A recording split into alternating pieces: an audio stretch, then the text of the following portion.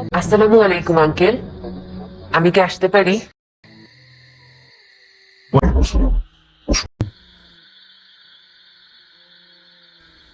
আচ্ছা, আপনি কি জানেন আমার বাবা কোথায় আছে? বাবাটা কাজে ব্যস্ত আছে। ও, তাহলে বাবার ফোন বন্ধ কেন? কিছু জানি না, বোধহয় ফোনটা অফ করে যাচ্ছিস। হতে পারে, বাবা তো কখনো লেট করে না। আপনি কি আমাকে বলতে পারবেন আমার বাবা ঠিক কখন আসবে?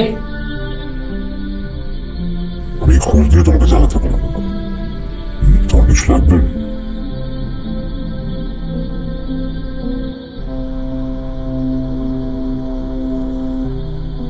কিছু লাগলে বলো।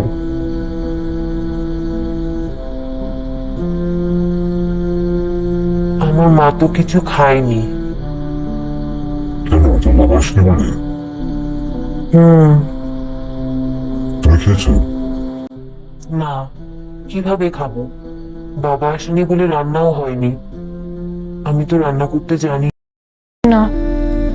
কেন, তোমার মা কোথায়? আমার মা তো বিছানা ছেড়ে উঠতে পারে না, অনেক দিন ধরে অসুখ। বাবা সকালে রান্না করে দিয়ে যায়, আমি আর মা দুপুরে খাই। কিন্তু আজকে তো বাবা সকালে রান্না করে দিয়ে যায়নি, বলেছে দুপুরে এসে রান্না করে দিয়ে যাবে।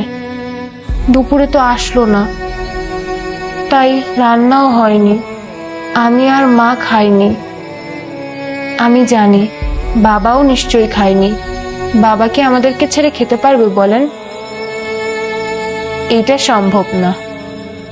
তোমার মাকে একদম বিছানা ছেড়ে উঠতে পারে না? না, বাবা বলেছিল ওষুধ কিনে আনবে, কিন্তু মনে হয় ওষুধ কেনার টাকা জোগাড় হয়নি।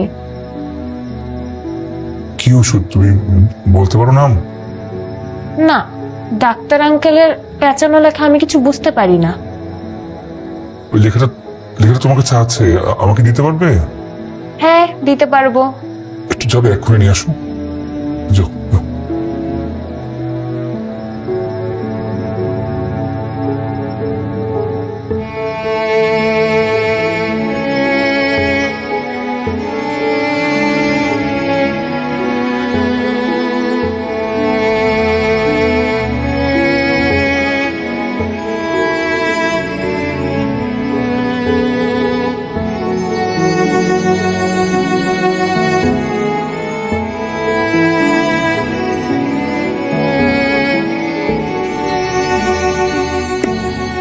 এটা আমি নিয়ে যাচ্ছি, তোমরা গিয়ে এখন খাওয়া দাওয়া করো। এর একটু খবর নেবো, ঠিক আছে? সাবধানে নিতে পারবে?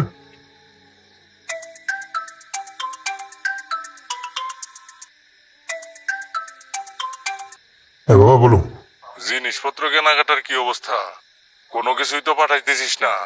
এখনো ও কেনাকাটা শুরু করিনি। অনুষ্ঠানের বাকি মাত্র 3 দিন, আর তুই এখনো কিছুই কিনিস নাই। কিনলো বাবা, সবকিছু কিনে সঙ্গে করে নিয়ে আসবো। শোন, তোর উবা চাচারে সাথে নিয়া তারেও কিছু জামা কাপড় কিনে দিস, আর তারেও সাথে করে নিয়ে আসবি, ঠিক আছে? ঠিক আছে।